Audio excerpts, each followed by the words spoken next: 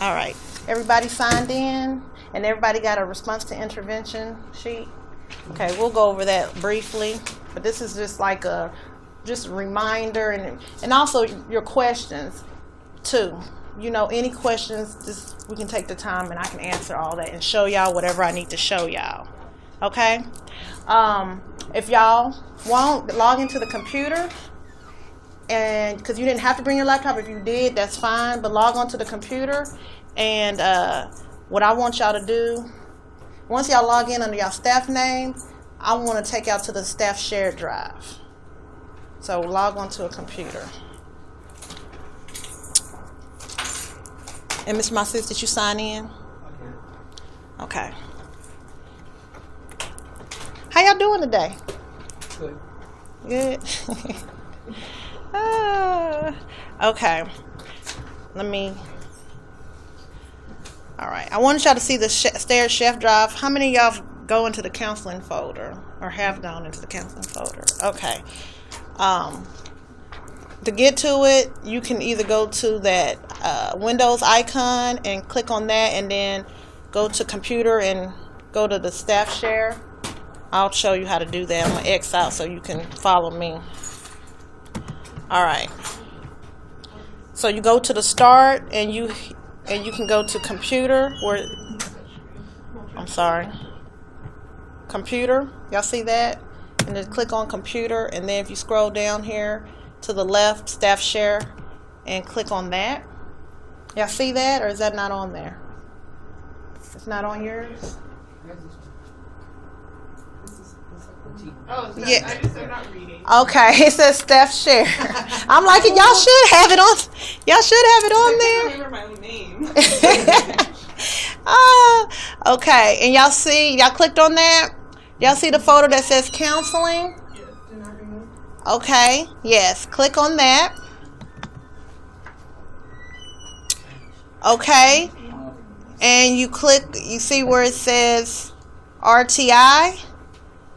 RTI is SST and Exceed, because we kind of do it works together. You know, RTI is what you do before we have an SST meeting. So it's response to intervention. So what I'm going to do, I'm going to go over that RTI PowerPoint with you all. How many of y'all real comfortable about creating y'all's plans? Like, y'all know how to create a plan in Exceed, an intervention plan. And y'all know how to progress monitor. You're comfortable with all that? Progress monitor is you create a goal, right? And then you add interventions to progress, that goal. The intervention is what you want the student to do, your goal, and then progress monitoring is once you have your intervention, your plan in place. The progress monitoring is you going back in weekly and, okay, based on this intervention I created, when I worked with the kid in small group, the kid was able to do this, and you're logging what they were able to do when you pulled them in small group, or when you worked with them in tutoring, or when you worked with them one-on-one. You're putting that information into your plan. That's your progress monitoring, what you do weekly. Okay. Yeah. Does that make sense? Yeah. And we should only have one goal is recommended, right? One goal per. You can have multiple plans, but really we want you to have 2 goals per intervention plan. Okay. 2 goals per intervention plan. But let me go over this because I want to kind of go into order. Okay, so I wanted to show y'all this because here it says creating a plan. It says reading interventions. We have reading interventions on there for y'all. Response to intervention, facts and questions, Q&As. We have any updates. That's that February 2015. That's updates we have on there. We have the PowerPoint trainings. Any trainings that Ms. Hart and I do for y'all, we put it on the shared drive so you can always go back if you don't remember something.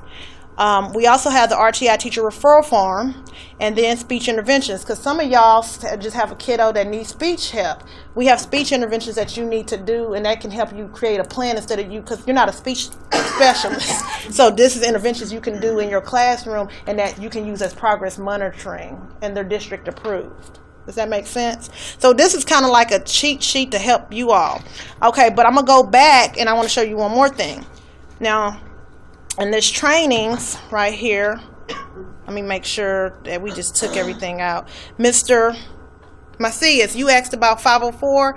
In this, it'll kind of clarify 504 for you. And it's a very short PowerPoint. So you can kind of know a little bit more about it. I know we trained all y'all on it. I don't know if you were there earlier in the year. We trained the whole staff, but this is so you can know. Okay. And it'll tell you about who qualifies, and everybody else is just going through that whole intervention, progress monitoring. That's the SST. You see what I'm saying? But I just want you to see that. I'll go ahead and read it again. Okay. All right. So now what I'm going to do, guys, I'm going to pull up my RTI PowerPoint and go ahead and get started with that.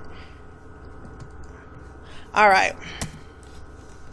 All right, so we know RTI. We don't want to get it confused. It works together with SST, but it's not SST. SST stands for Student Support Team.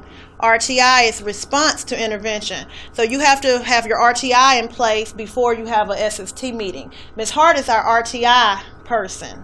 I'm your SST person. So really, you go through Ms. Hart, and she'll let me know, Ms. Shelton, based on what I've seen with this teacher, they've emailed me and they have everything ready. We're ready for an SST meeting. Okay, so to have a meeting, you have to do the RTI first.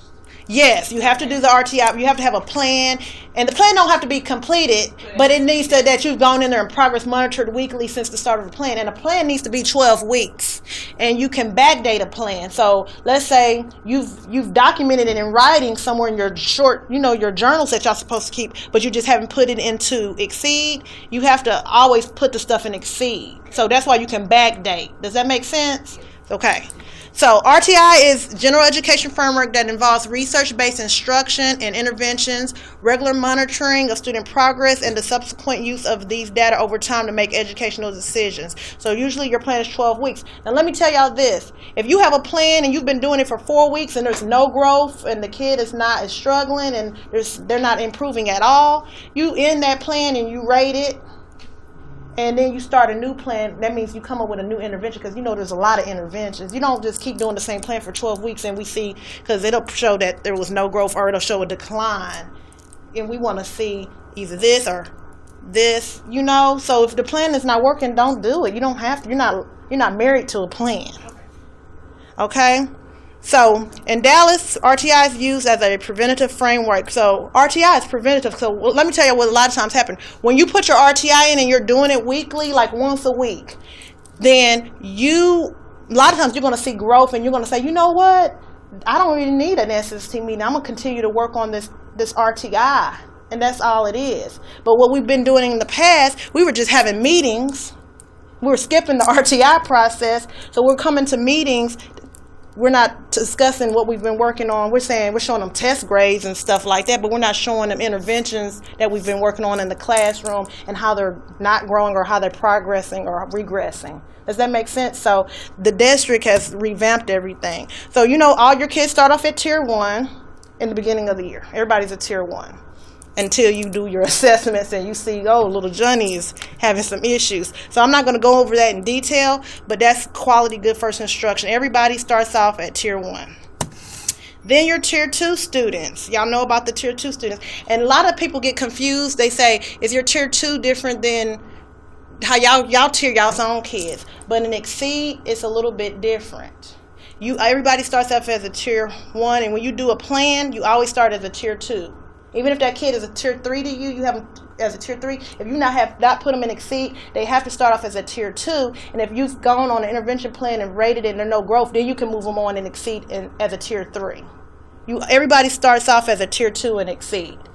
So I don't know if you want to make a mental note of that or what, but everybody starts off as a Tier 2 and Exceed. And then, your Tier 3 is your more intensive interventions, and it's 1 to 5% of students. Okay? All right. The parent should be contacted each time a student changes tiers in Exceed. We're talking about in Exceed. So if if you put them in Exceed, that means you were at least a Tier 2, and everybody starts as a Tier 2. If they're not growing and you need to change them to a Tier 3 in Exceed, then you should have contacted the parents and said, this is what I've been doing. This has been their intervention plan. This shows you there's no growth. I'm going to change them to a Tier 3. That's what you should be doing. Okay? There's a parent contact form located in Exceed, provides ongoing information. I'll show y'all that. I'm gonna pull up Exceed, the training website, and have y'all go into that, okay, in a minute. All right. So you remember Ms. Hart made y'all do all the surveys towards the earlier part of the year and asked y'all what is an intervention, and y'all typed in what y'all thought an intervention was. We wanted to survey the staff to see how we needed to work with y'all. Well, a lot of staff thought that small group instruction was considered an intervention. And then iStation, which iStation is correct because iStation, it has the kids in tiers and it tells where the kids are lacking and what interventions you can do to make them successful in your classroom. Chunking, some people chose that. Graphic organizers, contacting the parent. A lot of people thought that's not an intervention. Letter sound placements, that's an intervention. Guided reading can be an intervention. Okay, so that just lets you see the percentages. So we saw that a lot of people, because we were in meetings, we were having people say, oh, I do tutoring as an intervention small group. What are you doing in tutoring? That's the intervention. What are you doing in small group? That's the intervention. Oh, well, we're using graphic organizers in small group, and 40% of the time he's able to do X, Y, and Z based on using that graphic organizer. That's what you're discussing with the parent in the meetings. Does that make sense or no? Okay. All right. What is an intervention? Instruction that supplements and intensifies classroom curriculum to meet the needs of students. All interventions must have a plan, evidence-based pedagogy. So let me tell you what that means. If you use iStation, put it in and see, because it has to be research-based. Y'all use Texas Math, right? Well, I'm not talking about Go Math, or you're talking about Reasoning Minds? Reasoning Minds can be something that you can, Reasoning Minds. Yeah. And if you're a math teacher or manipulatives, that's using, number lines, or if you're giving them a hundreds chart, multiplication chart, that's all intervention stuff you can do, and that's interventions, and we'll write some goals and stuff. So that's what we want y'all to everybody get their head. Flashcards, yes, high frequency vocabulary words, all that can be interventions. But you just, in a goal, you want to say, in small group, where are you doing this at, or in tutoring, what are you going to be doing? What percentage of mastery do you want the kid to, what's the goal? They're not at 70%, they're at 25% now, but I want them to get to 70% within 12 weeks. Does that make sense? Yeah. Okay. Criteria for successful response and assessment to monitor progress. So that can be that you're doing teacher-created tests, or you say that when you work with them one-on-one, you're going to have your own, whatever you make up, that's what's going to be what you're going to use. So we let you decide, how are you going to say that they're at 40%, 30%? And it can't just be, a test, daily work, however you're assessing them when you're working with in tutoring or small group. Okay, an intervention is not guided reading, small flexible groups or projects, word walls is not an intervention, calling the parents, small groups is not, regular-based teaching practices that are used automatically in response to an immediate need, such as extended time and repeated directions. Now, if you say a teacher modeling, that can be one, or peer reading, you having a peer read or to a kid that's a low reader, that's an intervention. Also, when you move a student, let's say you're doing behavior interventions, because some of y'all have kids that you need to do behavior interventions for. If you're moving them closer to you or closer to instruction, that's an intervention as well. If you do like behavior charts, that's interventions for behavior. So that's just to, get your mind right. And this is an academic scenario, and I'm going to kind of ask y'all based on what we read about this.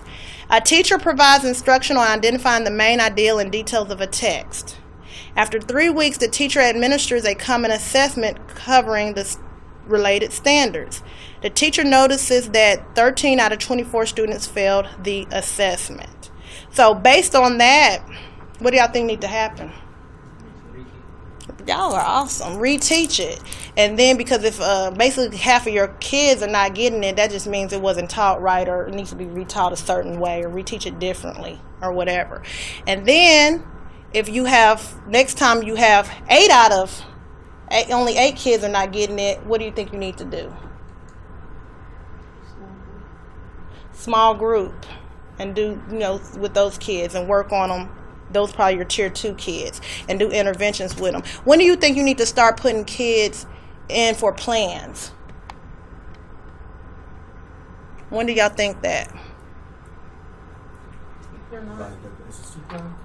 An intervention plan. Let's say we don't know if we're going to SST them yet, because you don't know if you're going to SST a kid until you've been progress monitoring. You see what I'm saying? Because that's what we're doing first. We're doing the RTI first, and then based on the RTI, you're emailing Hart, because you didn't put everything into Exceed, and you're emailing Hart saying, there's no growth. I have my plan in. Everything's done on that end. We need to have a meeting.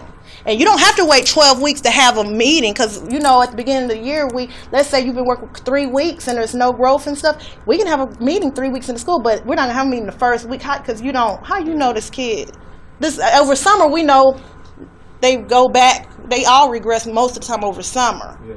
So, no, but we can have a meeting 3-4 weeks into the school. But what's been happening, people have been thinking, oh, I have to wait 12 weeks. At least that's 3 months.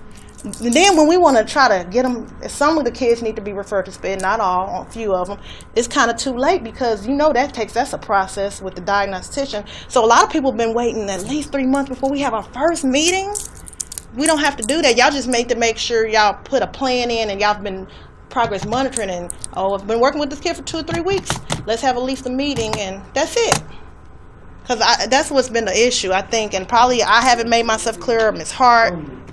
There's a lot of gray. I don't know. It's a lot. There's some gray areas. Like, for example, what about if they're not a good reader as far as English? Are you talking about just because it's a language barrier? Well, they can do the math. They can't. They cannot write right. They can't figure it out. I mean, there's a gray area. Like, why you guys SST when he's passing? I mean, 85, 80, 90 average in math. But they're failing reading?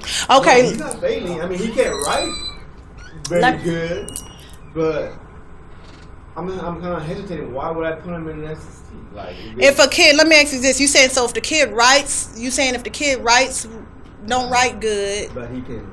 But he verbally can answer questions and comprehend. Not very good, but he can. If you give him a problem, math problem, I won't read it. He'll read it on his own. He'll figure it out. No problem. Well, if he's strong in math, like his overall grades are good and he can get it, you don't have to do a plan or nothing for that kid. But let's say that the reading part, they're struggling in reading, their grades are not that good in reading. Now I'm talking about math, reading. Then you have to SST. I think he has an average of 80 in reading. Oh, well, then I wouldn't SST him. I wouldn't SST him. You can still put him in. If you feel like, okay, you need to still put a plan in, because you're like, okay, he's good at reading, but his writing's not good. Well, we know we need to start teaching writing at all subject areas. So if they have writing interventions, you need to do a writing and work on him on his writing. What about a little girl who needs help reading English? She can do, once you read it to her, she can do it. Ms. Hart, you want to answer that? He said, what if it's just, that's a language barrier question. If a student struggling in anything, your tier 2, tier 3 students. So if they're tier 2, you need interventions, and to cover yourself, the best thing to do is to put in a plan. Now, does that plan have to make it to SST? No, not necessarily. Okay, so as long as they're in there. But at least they're in there. If I read it to her, she can do the problem. But if I leave her solo, then she has problems reading, understanding what she read. But if I read it, then she's good. And if they're new to the country and not English, the problem is they don't speak. She's a dominant Spanish speaker. And her mom is dominant Spanish, period. She has nobody to read her or practice with her in home. That's why she's so dominant in Spanish. And she struggles in math, because math is all English. But do you read it do you translate it, or do you just read it in English? Well, normally, I don't have to translate it. Now, there's some words, vocabulary I do have to translate. And then she'll figure it out. But if I leave her so, she'll probably fail by herself. And if I read it to her, she'll probably pass. She understands, she just can't read it herself. Yeah, she's reading it so slow, like, word for word. By the time she finishes, she doesn't know what she read. And there are ELL interventions for working with those type of students. It's broken to listening, speaking, reading, and writing, and whether they're beginning, advanced, intermediate, advanced, or advanced high. Different things that you can try to work with them just to help as much as you can. With that, it's going to take some time, especially to get the academic. Okay. I'm sorry. Oh, no, you're fine. Ask those questions. Okay. All right. Teachers need to complete RTI paperwork for all students. So in a minute, I will take y'all to Exceed so y'all can kind of see what we need y'all to complete. It's when you create a stage 1. Raise your hand if you know how to complete a stage 1, put the information in, and lock it. And Exceed. Lock it until we're done, right? No, you have to.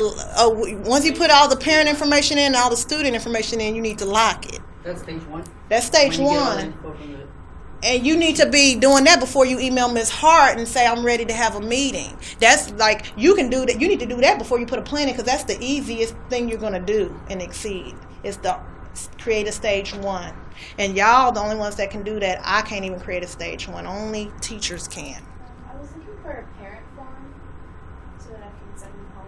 I didn't find one in the box, but There's one on Exceed. Did you? Shared drive. On the shared drive. Ms. Hart, can you help her? She's on the shared drive. It should be in there. Hopefully nobody moved that stuff. I had all that in there. There's one for the parents you can send home. Look, this one I'm gonna tell teachers to do. Beginning of next year, I'm gonna tell teachers just send home a parent form with every one of your homeroom kiddos. And then you're gonna get it back, and that way, because at the beginning everybody's on their game. All the parents they're trying to get that stuff back, and they get flaky kind of towards middle and end. So just send it home, and that way you have it filed. And when you want to SST a kid, you already have it in the system, and you already got it back, and you're not battling with parents to get paperwork back. Okay, so you can only SST your homework kids? No. You can SST any of the kids you teach. I'm just saying if everybody sends it to their homeroom, there's no reason for you to send it to 2A, 2B when you're 2A, 2B the teacher that you're partners with. They're gonna send their. And then it'll all be in the system. It'll be all in the system. Once you get it back, I wouldn't wait till I get all of it back because that would be a lot of information. Because it's easy. It's not nothing to put that in and save it. And then your part, there's a SST part. That's the teacher information. You don't have to wait on nobody to do that. You can do that day 1, the first week of school. And then, because what's going to happen, this, school gets busier as the weeks progress. It's better to get that stuff out the way as sooner the better. And you're going to make your job a lot easier. Okay, so teachers need to complete RTI paperwork for all students. This paperwork must be brought to the initial SST meeting. So basically, the information that you're putting in Exceed, we're just going to really talk about that and why we're here. And then since you've already done your RTI or you started your plan, I was telling them, Hart, they don't have to have 12 weeks of the plan completed before we have the first meeting. Ms. Hart, she's not going to look for that. She's just going to look that you have a good plan in and that you've been progress monitoring for a few weeks. I told them how it's going to work is like next year we can have meetings 3 weeks in the school year. We don't have to have a meeting 3 months, 12 weeks in the school year. And that's what's been typically happening because some people have been thinking, oh, I have to wait till my plan is complete. So. Well, I would say at least 4 weeks for the first meeting because the goal of the SST is that you're having issues. And you won't really know you're having issues unless you've actually tried to intervene with that student and do your interventions and see if they've been successful and progress monitor. There's no point in saying, oh, they can't read, let's have a meeting, but you haven't tried anything. So I would say at least 4 weeks of information in there where you've tried to see if those interventions are being successful or not. If not, that's when you come to student support team for the extra support. All Tier 2 students should have a plan and Exceed regardless if they are going through the SST process or not. Like we stated, basically, even if we're not going to have a meeting because we don't know yet, all your Tier 2, that's why I said make sure y'all send that stuff home at the beginning of the year. Because you're not going to know sometimes automatically who your Tier 2 kids are. And Tier 2 are the ones that aren't progressing. Your Tier 2 kids are the ones who are struggling and not progressing. Those are your tutoring kiddos. Those are your Tier 2 kids. However you decide to. Yeah. Okay, so this Tier 2 is referring to what we tier 2. Yeah. Yes, but when you go into Exceed, everybody starts off in Exceed as a Tier 2. Yeah. Out of our teachers at this time are responsible for inputting a plan for all Tier 3 students. So if your kids are Tier 3, they should be in an Exceed. That's no exceptions to that. So that's what all that's saying. Students should have a plan in progress and document and Exceed prior to the first SST meeting. And we've been doing pretty good at this year, better than we have last year and the year before for that. Okay, so creating a plan. When you first enter a plan, we start with what? Tier? Plan should be how long? Do y'all know why the plan should be 12 weeks? I want y'all to know why y'all doing stuff. And not Well, it could be shorter, it could be longer, right? Plan needs to be 12 weeks. No, but I thought you said The goal's under the plans, but a whole plan needs to be 12 weeks. But what are you talking about when you say it's shorter? if you figure out in 3 weeks, you can, if it's not working in 3-4 weeks, you can end it and then start a new. Yes, that's, yeah. No, yeah, in that case, huh? You wouldn't end your plan. I told them they can rate and end Change the it. goal underneath. No, The you can't. intervention is what If you're doing your plan Mm-mm. for 12 weeks and you're 4 weeks in, your intervention is not working, you can switch your intervention in that same plan because your plan is still working on fluency. So you can just be changing your interventions within it. Now, if they've mastered it or you're moving on to a different overall goal, then you can rate it in that plan. Or if they're moving from a tier 2 to a tier 3, if it's became even worse, they're falling further behind, then you can make a more intensive plan with more intensive interventions. And you can end it and start a tier 3 because your plan then be tier 3. So we can end plans without having some sort of meeting, right? You can just say, "Oh, I'm going to end this plan." Mhm. Y'all have a lot of, like, I don't have meetings until y'all do it. Y'all really the ones y'all determine how quick I have a meeting. Now, I can overrule some stuff, but I don't do that because it's not in the best interest of the kid typically. It has to be a dire need where, well, this kid, we know this kid probably intellectual disability, which we know is mental retardation. They just all over the place. That we can, very few occasions will they allow us to maneuver certain things and not go through the SST process. But I'm going to say 95% of the time we have to go through the whole SST process. So there are times where we might refer a student to SST. And really on the outside looking in, would you really want the counselor to refer your child to SST? You're with them every day. And we see them 3-4 times. Oh no, we need to refer. That shouldn't happen. Y'all should be the first. We do. Now Let me tell you what Ms. Hart and I do. We look at failures and stuff, and then when we pull kids and we having them write their goals out, we work on goals, and we see that they 2nd grade, 3rd grade don't know how to write their name and stuff, and then we look in the system and find out they haven't been SST'd. That makes us go nuts. So we straight up override the teacher and say, and then that's when we'll email you, and we're the ones telling you what to do. Have this plan. You know, y'all gotten those emails because then it's out of y'all's hand kind of because we're trying to rush. Yeah, you know what I'm saying? Because we're helping y'all because we're like, okay, this kid ain't gonna pass no STAR, no ACPs, no ITBS Lagramos, none of it. So, and that's happened a lot. Okay, so this was just some sample student goals. The one that was the best, I want to say, out of all of these goals, this is how you can write a goal and exceed. The one, what do y'all think is the best one out of that one? For a 12 week or just in general? Just in general.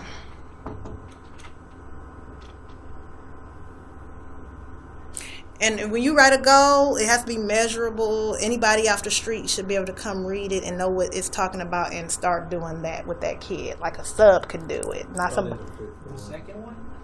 That's what I was thinking. What you were thinking. Second. Second. Raise your hand if you think it's the second. Well, number 2. Raise your hand if you think it's the 5th one. I think number 2 and number 5 are the best one. I would like to tell you that number 5 is. Number 2 is not bad, but it's not as deep.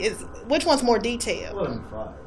You want as, because anybody off the street, a sub that didn't have as much schooling and training you have, you want them to be able to say, okay, what materials am I going to use?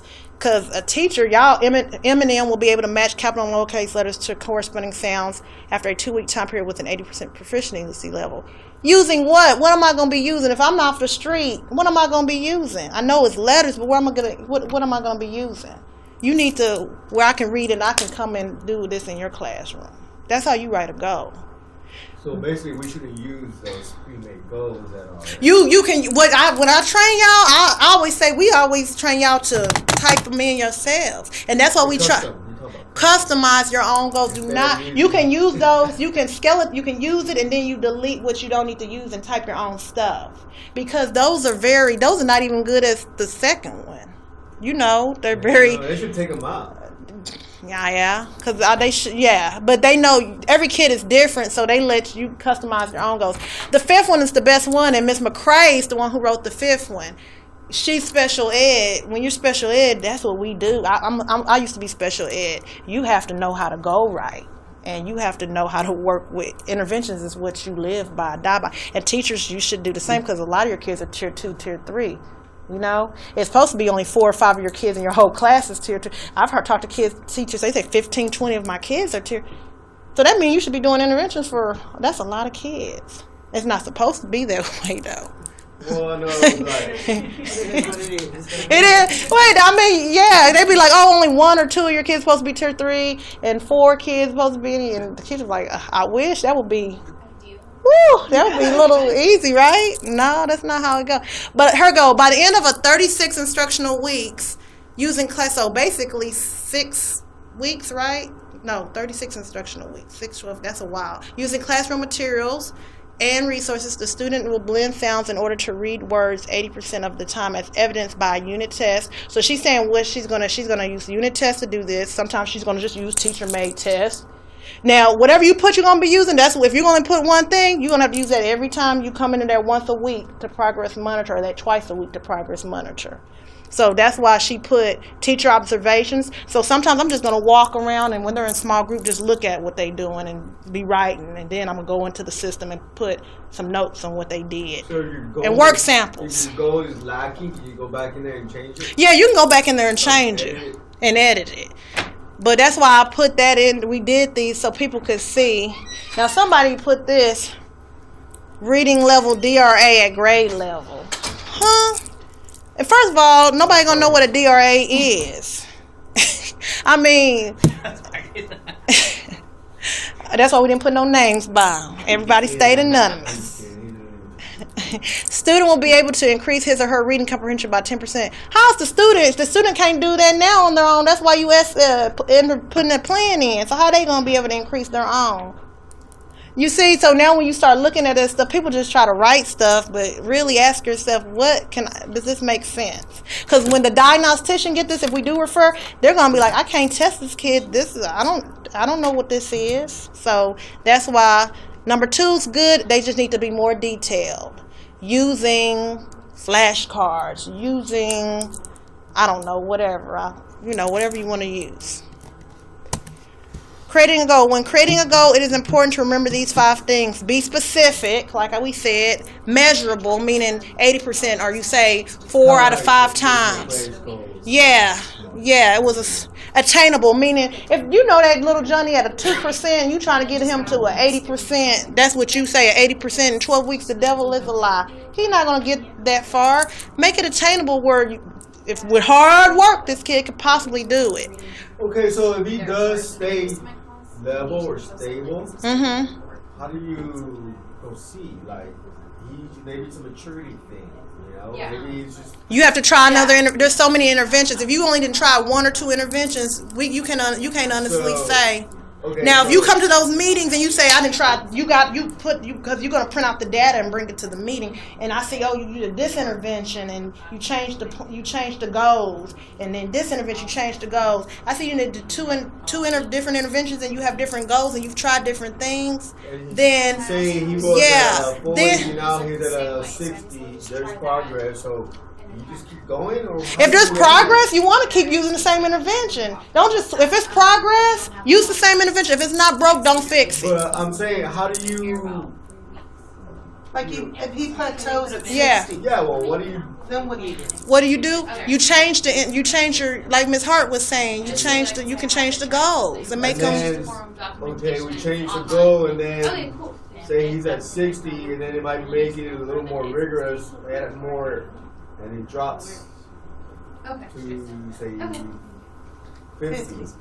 And then continue on till he plateaus again. If I was, because you have to constantly work interventions. Say you come in around May already, okay, his improvement, there's growth. I mean, granted, he's not tier 1, but how do you close it or end it or what? I mean, how do you proceed?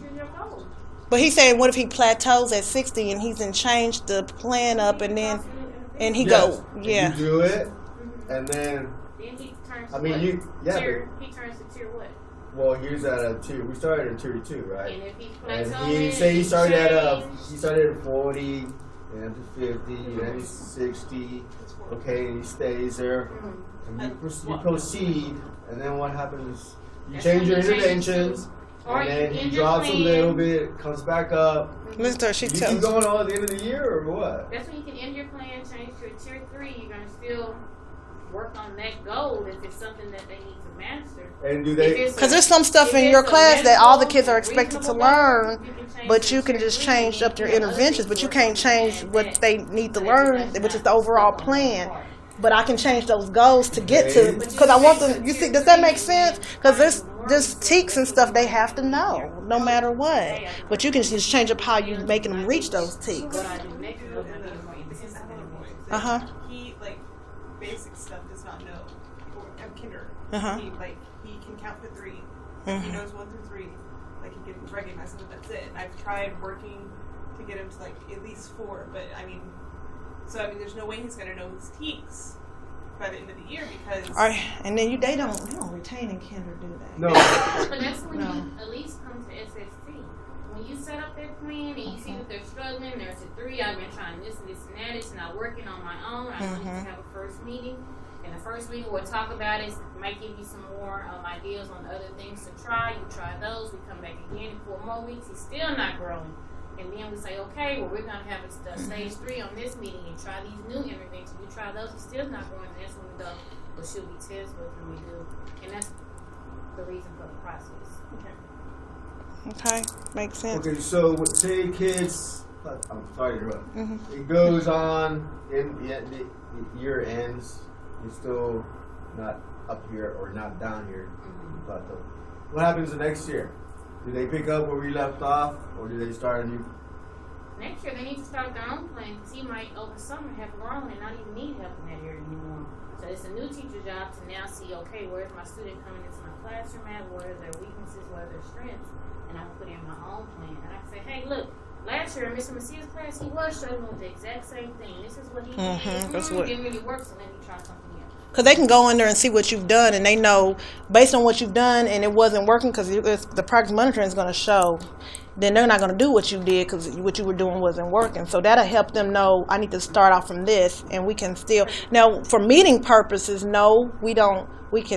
It'll move faster along if we already SST'd them the previous year. But as far as interventions, no, you have to do your own because you can't just say, oh, it didn't work from last year. It's not going to work. Do your own. Because sometimes some teachers can teach something differently for a kid and they get it. So, make it relevant, make it have to make sense. Because y'all saw that goal that said something about the DRA. I'm like, that was not relevant. And time bound, make sure it's within that 12-week time frame. However you write your plan, make sure the goals equal up to that time. The time has to have a time. That she had 36 weeks, 8 weeks, 12 weeks, whatever your time is. So that's that. Now go to, real quick, I'm just going to show y'all something real quick. Go to exceedtrain.dallasisd.org. You want them to do this part? Or do y'all have, and now, let me ask y'all this. Show us where it is, we'll look at it. Okay, and then, okay. And this is, y'all can ask me whatever questions. Exceed train. That way y'all in the training site. That way you won't mess anything up for real. Oh, you're talking about going into the training. Oh, I have it. I've been in there.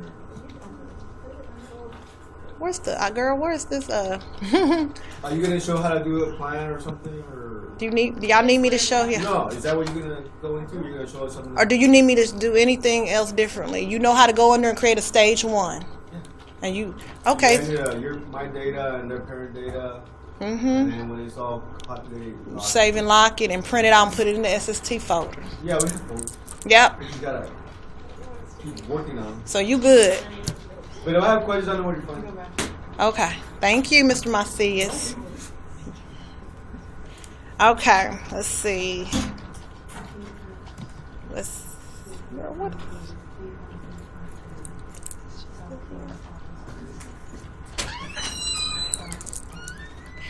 Do y'all need to be shown how to put a plan in real quick? Okay, y'all good with that? Do you have any specific?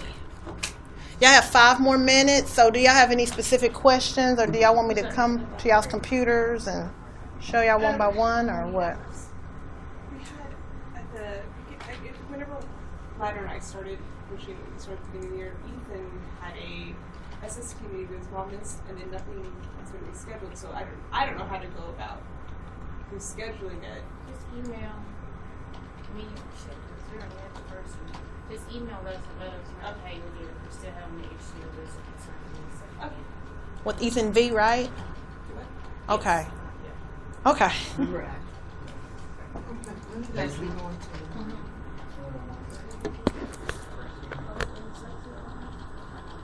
didn't do that. But that was cheaper. Let me just say this real quick about this sheet. Y'all all have one. This response to intervention sheet. Okay. On here, it talks about your Tier 1 instruction, your Tier 2 instruction, and it has things that you can do as a teacher and what you're doing. It's like a reference check for you when you're doing your interventions. And it's very helpful. And this is also on the shared drive as well. And if you look on the back, it has the Tier 2. And it tells you how long you're supposed to be working with the kids, how many kids are supposed to be in your small group. For Tier 3, it does the same thing. It shows how intense it has to get for Tier 3. And it shows effective instruction and support practices on the back. So this is just a quick resource we want to give you. But it's on the, and then also interventions are on the shared drive. So if you need reading interventions or math interventions, you can go on there and take some of those on that where I showed y'all. And you can save that on your flash drives, because at home you can't access the shared. You can only access it from a Dallas ISD computer. But you can print out what you want or put your flash drive in and then take it to if you go to another school. Because this is everywhere. It's everywhere you go. And not all, I'm going to be honest with you, not all counselors do this for their staff. You know, you just have to sometimes fake it till you make it or go look out for your own. But it just tells you some things. It kind of teaches you how to do some things. And I thought that was pretty good. So any student that's failing needs to be, right? Any kid that's failing or that you know just is struggling in an area, go ahead and just do a plan. And it's no reason, because it's no reason to wait. Also, let me tell y'all this, because Ms. Macklin wanted me to make this very clear to the teachers. I should have said this in front of Mr. Macias. If you cannot get a hold of a parent or they're not sending you some paperwork back and that's holding up the SST process, or you putting, you know how you're supposed to put the parent information in, go let Ms. Caswell know, or just email her and say, look, I've tried to get a hold of this student. This is what I need from the parent. Can you do a home visit? She will get it done that quick. I did that today. I just emailed her, and I'm right by her. I said, look, I tried to call this parent. I need them to be up here at 1:30 tomorrow. She said, done. She did it. So Ms. Macklin said that's not an excuse no more to say I can't get a hold of a parent. Just email Caswell. She's our community liaison. That way you won't have the stress of that.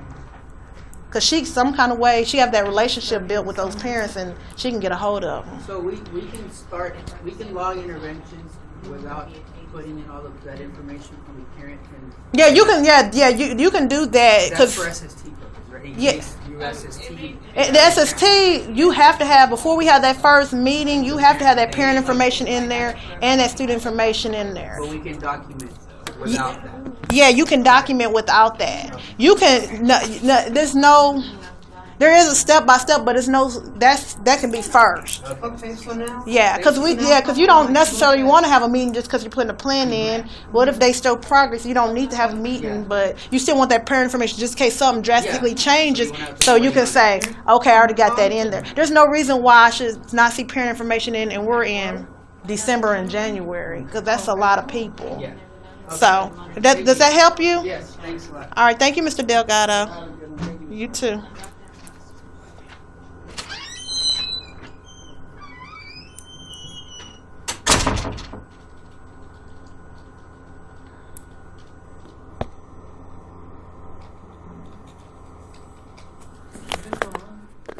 Yours was putting you were putting the numbers in your calculator. I think so. So you might have to go back and change those. You can go back and correct it, because if she counted to 10, we know that would actually be 33%. Okay, so it would be showing if she was counting to 5, it would be 5, 6, about 17, something like that. So go back to what? To change it, How do we go into monitoring? Down here? Oh, The card. okay. Add course progress? So we're going to change it and click that. And let's go. What was the dates on there?